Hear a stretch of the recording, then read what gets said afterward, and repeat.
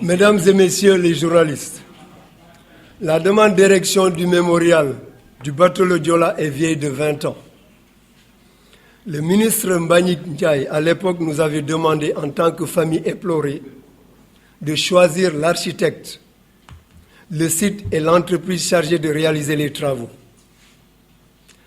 De la même manière que nous avons, pour partager les décisions avec les autres ministères et toutes les démarches comme celle des fonds d'indemnisation, nous lui avons demandé de confier cette mission au ministère de la Culture. C'est ainsi qu'un comité technique avait été ouvert au ministère pour concours architectural avec la participation active de l'Ordre des architectes, qui a valu le choix porté sur Mme Seynabou Ndiaye de Archidesign. Nous voulons dire par là que le mémorial musée Le Joola appartient aux familles des victimes du Joola et que les agents du ministère de la Culture sont nos serviteurs, mais pas nos décideurs. Ça, c'est important de le souligner. Autrement dit, toute décision ou démarche effectuée à l'endroit du dit édifice exige au préalable l'accord et le consentement de l'association nationale. Pour rappel, le président de la République, son Excellence, M. Macky Sall, nous a montré une disponibilité et un engagement exemplaire digne de sa personne et de son rang, que nous, associations, magnifions et apprécions sans réserve. Il a exigé l'accélération des travaux, de recevoir de nous, associations, un compte-rendu mensuel pour apprécier l'état d'évolution des travaux du mémorial en prélude de son inauguration le 26 septembre 2022. Par respect pour la personne du président de la République et pour tous les efforts qu'il a consentis, par respect pour son représentant charismatique et exemplaire, monsieur le gouverneur Guèye Diouf, par respect pour le maire Abdoulaye Baldé, pour son Excellence Paul Abel Mamba, pour l'imam Ratib et pour vous tous, journalistes et autres, pour tous les efforts que nous avons consentis ensemble depuis 20 ans, nous ne voudrions pas demander l'arrêt des travaux du mémorial. Madame Sokhna Gaye, pour la cité, administratrice du mémorial et fonctionnaire du ministère de la Culture, s'est simplement contentée d'être rien devant ce projet d'envergure, à savoir le mémorial musée Le Joola, qui reflète encore une fois le deuil, la douleur, la souffrance de milliers de familles issues de 12 nationalités, dans une région qui exige beaucoup d'intelligence, de respect et de discipline dans la gestion publique. En reproduisant son comportement de petit fonctionnaire du ministère de la Culture, en exhibant son incompétence avérée, son manque de pédagogie du terrain, son manque de professionnalisme, mais particulièrement son caractère irrespectueux et insultant aux familles des victimes du Joola et à la mémoire des disparus. Elle constitue à cet effet un obstacle avéré pour l'atteinte des objectifs du président de la République, des familles des victimes et parties intéressées.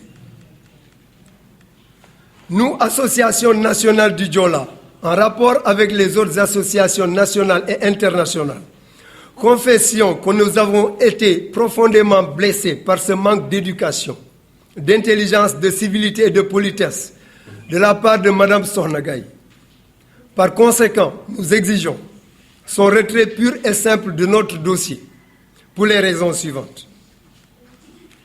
Elle a demandé à l'architecte de supprimer le mât du mémorial et son ascenseur. Et pour raison, nous les Joola, nous ne connaissons pas l'ascenseur, mais nous connaissons les escaliers. C'est un manque d'éducation caractérisé à l'endroit des familles, à l'endroit de la mémoire de nos morts, mais aussi à l'endroit de toute la population de la Casamance. Elle a lourdement torpillé le contrat et les travaux de l'architecte Mme Seynabou Ndiaye, responsable juridique et maître d'œuvre de l'ouvrage, en la combattant sans réserve.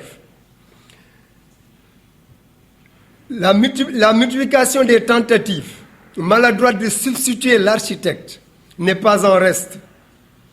La dernière est en date du 19e anniversaire. Mme Sokhna Gaye avait décidé de se lancer de façon très hasardeuse dans un choix architectural dont elle ne dispose ni compétences ni idées Et tout cela pour des idées, des intérêts inavoués. Il s'y ajoute la mise en place d'une commission de suivi composée de fonctionnaires pour réfléchir sur le contenu du mémorial sans l'accord ni l'avis et à l'insu de l'association nationale, ce qui exclut de facto toutes les familles des victimes du Diola. L'architecte, le gouverneur Guédiouf, le maire, l'église, les mosquées et vous journalistes dans le dossier et la propriété que constituent nos orphelins dans la gestion et le suivi et le processus de recrutement pour le mémorial. Ça, c'est inentendable. Les associations du Diola fustigent avec la dernière énergie qu'elles soient aussi écartées volontairement par le ministère de la Culture lors de la passation des marchés portant après 20 ans de lutte acharnée. Par conséquent, les familles des victimes à ce jour ne disposent ni de documents qui justifient le choix de Eiffage, la démarche opérée, le contenu du contrat, le coût du mémorial et les impenses de la Socéchal, le budget de suivi, la planification des travaux, le contrat d'objectif qui nous permet de faire clairement un suivi efficient des travaux. L'État avait en un premier temps mis à l'entame un budget de 300 millions de francs CFA pour la gestion du mémorial. Je précise à ce jour que ce budget a largement évolué durant les dernières années et que nous ne disposons à ce jour aucun état financier de Mme Sokhna Gaye concernant son mode d'utilisation de ce budget. À titre d'exemple, l'Office national des pupilles de la nation nous convoque chaque fois quand il met en place son budget, mais aussi nous envoie des états financiers. Qu'en est-il de Mme Sokhna Gaye? Aucune transparence, une nébuleuse totale. Il s'y ajoute le choix hasardeux d'un cabinet de consultance venu de Dakar pour les études d'impact environnemental, qui nous a été présenté avec un travail lamentable. N'eût été notre intervention et l'indulgence du gouverneur, l'étude d'impact allait être rejetée par l'autorité et la commission environnementale. Une autre entreprise venue de Dakar, avec toutes les charges que vous pouvez imaginer, simplement pour réaliser la première clôture du mémorial, comme s'il n'y avait pas d'entrepreneur à Ziguinchor. Tout ça, c'est l'œuvre de cette dame, Mme Sokhna Gaye. Ce qui justifie, maintenant plus que jamais, ces démarches manipulées par des intérêts privés et cachés sont machiavéliques. Les multitudes de déplacements de Mme Sokhna Gaye, les déplacements inutiles et non justifiés, les hôtels, les frais d'hôtel, les billets d'avion, les restaurations, les transports internes pourraient servir en partie pour l'érection de l'ouvrage. Les préjugés qu'elle a toujours fait montre sur les responsables que nous sommes ont porté des préjudices énormes à la réalisation de l'ouvrage. Mesdames et messieurs, quand quelqu'un ou une institution travaille pour et est à notre service, nous avons la primauté en tant qu'association des raisons et du contenu de sa mission, de ses objectifs et de l'accompagner dans toutes ses démarches, ce qui n'a jamais été le cas. C'est un mépris total pour les familles. En conclusion, suite à cette démonstration d'incompétence, nous, Association nationale, en rapport avec toutes les associations du Diola, avions décidé de nous séparer définitivement des services de Mme Sokhna Gaye, qui ne cadrent pas avec nos objectifs et le dossier du Diola. Nous avions échangé avec le ministre Abdoulaye Diop depuis sa prise de fonction, en compagnie du premier adjoint au maire, M. Seydou Sané. Monsieur le ministre avait pris l'engagement de mettre sur pied un comité de suivi et un comité consultatif par arrêté, composé du gouverneur, de la mairie, du conseil départemental, des agents de l'État et de nous, associations qui auront la primeur des décisions. Rien de tout cela n'a été fait. À notre grande surprise, nous apprenons la mise en place de ces commissions par arrêté du ministre et leur mission pour une visite de chantier à Ziguinchor. C'est irrespectueux. Par conséquent, Nous demandons au ministre de la Culture, M. Abdoulaye Diop, de prendre toutes ses responsabilités pour siffler la fin de la récréation en supprimant ce comité de fonctionnaires monté de toutes pièces dans son ministère. Nous ne reconnaissons pas cette mascarade pour décider à la place de 12 nationalités. Le comité de suivi et le comité consultatif, avec comme organe de décision l'Association nationale du Diola, sera mise en place ici à Ziguinchor par le gouverneur Gueye Diouf. Elle sera composée de toutes les composantes qui nous ont accompagnés depuis 20 ans dans ce dossier. Car encore une fois, le Diola est une question de sensibilité. C'est nous qui vivons ce drame et les conséquences au quotidien et non des fonctionnaires du ministère de la Culture. Ensuite, de nous affecter un vrai fonctionnaire du ministère de la Culture, sérieux et qualifié, bien éduqué et respectueux, compétent et conscient de sa mission, des sensibilités du Diola et de la région, en remplacement de Mme Sokhna Gaye.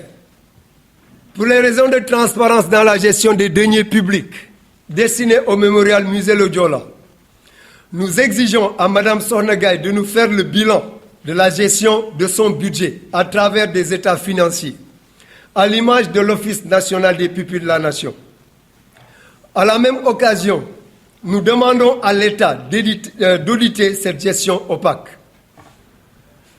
Nous attendons, dans les délais impartis, toute la documentation sus-énumérée relative au mémorial, en passant par EFAGE, pour nous permettre de répondre de façon efficiente à la sollicitude exigée par le chef de l'État, son Excellence Macky Sall, et d'assurer un suivi objectif. La mission qui sera chargée d'effectuer des visites du mémorial musée au niveau international pour le benchmarking sera constituée à cet effet ici à Ziguinchor par notre gouverneur Gueye Diouf.